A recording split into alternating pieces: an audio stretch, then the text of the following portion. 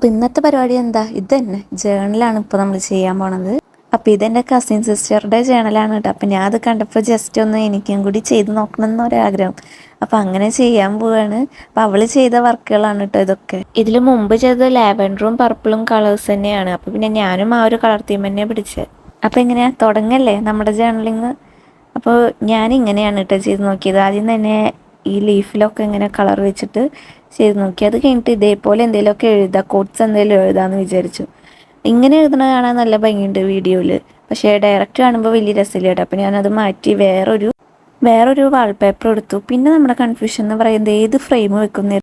അങ്ങനെ നമ്മൾ അതും സെറ്റാക്കി എടുത്തിട്ടുണ്ട് കേട്ടോ. ഈ ഫ്രെയിമാണ് ഞാൻ എടുത്തത്. ഈ ജേണലൊക്കെ ചെയ്ത് കഴിഞ്ഞപ്പോൾ എനിക്ക് ഭയങ്കര ഒരു ഇൻട്രസ്റ്റ് വന്നു ജേണലിങ്ങിനോട്. പിന്നെ എന്തായാലും ഇൻഷാല്ലാ ഞാനും ഒരു ജേണലിങ് കിറ്റൊക്കെ വാങ്ങിയിട്ട് ചെയ്യണം എന്നൊക്കെ വിചാരിച്ചിട്ടുണ്ട്. ഞാൻ സ്വന്തമായിട്ടൊരു ജേണലൊക്കെ ചെയ്യണമെന്ന് വിചാരിച്ചിട്ടുണ്ട്. ഈ ബട്ടർഫ്ലൈസിനൊക്കെ വെച്ചപ്പോൾ വേറൊരു ലെവലായില്ലേ, ആ ലുക്ക് തന്നെ മാറിയില്ലേ. അപ്പോൾ ഫുള്ളായിട്ട് ഞാനിങ്ങനെ ബട്ടർഫ്ലൈസൊക്കെ വെച്ച് സ്റ്റാമ്പും കാര്യങ്ങളൊക്കെ വെച്ച് പിന്നെ ഒരു കോട്ട്സും ഒക്കെ ഒട്ടിച്ച് സെറ്റാക്കി എടുത്തിട്ടുണ്ട്. അപ്പോൾ ഇതാണ് നമ്മുടെ ഫൈനൽ ലുക്ക്. എങ്ങനെയുണ്ട്? അടിപൊളിയല്ലേ?